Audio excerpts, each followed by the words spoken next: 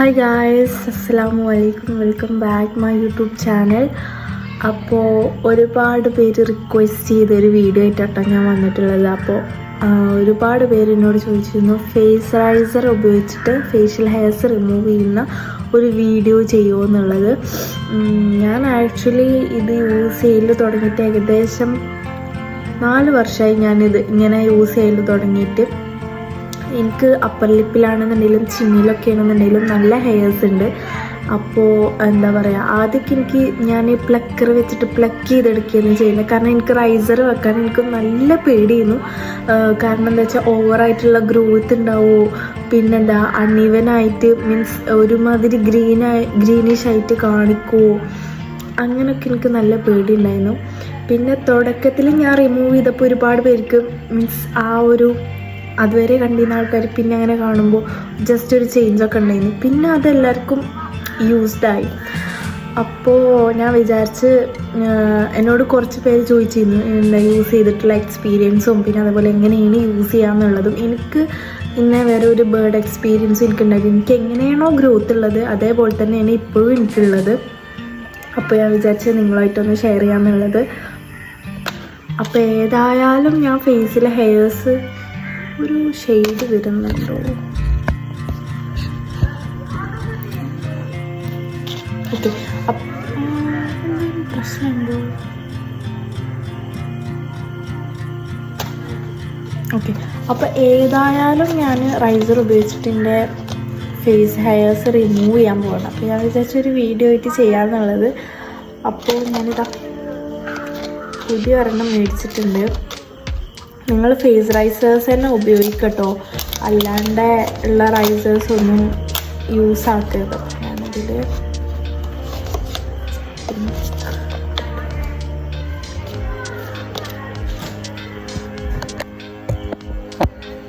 ഇപ്പം ഞാൻ റൈസർ എടുത്തിട്ടുണ്ട്.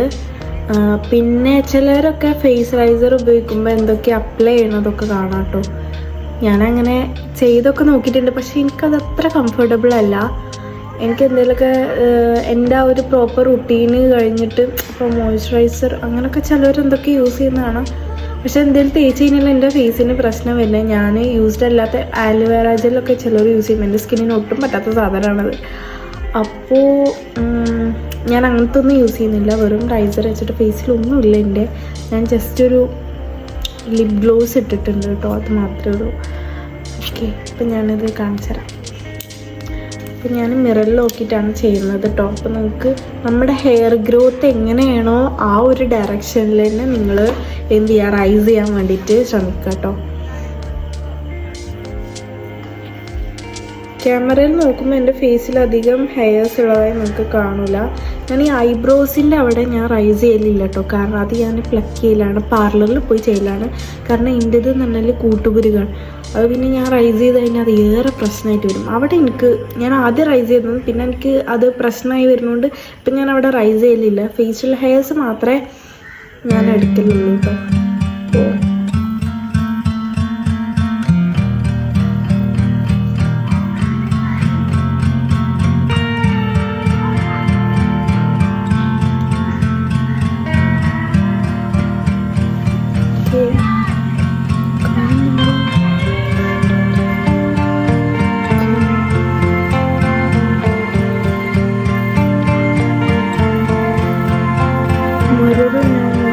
അപ്പോൾ അത് ഇരുമ്പാടെ ഹാൻഡിൽ നടക്കും.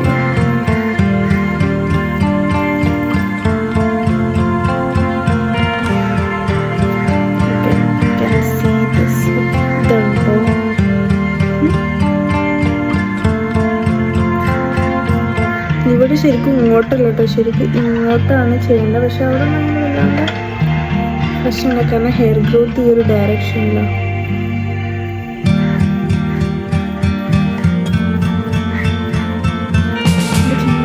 അത്യാവശ്യം നല്ല ഹെയർസ് ഉണ്ട്. ഇത് കയ്യിലുണ്ട് കേട്ടോ, പക്ഷെ ക്യാമറയിൽ അത് കാണാൻ പറ്റുന്നില്ല, എന്ത് എനിക്കറിയില്ല. പിന്നെ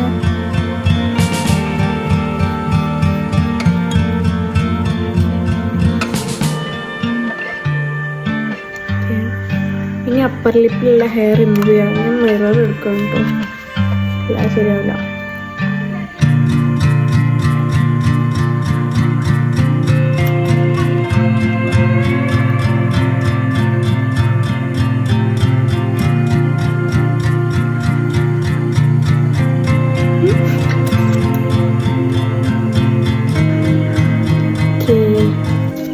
കാണിച്ചു തരാം. കണ്ടോ, ഇനി മൂക്കിൻ്റെ മുകളിൽ കുറച്ച് ഹെയർസ് ഉണ്ട്.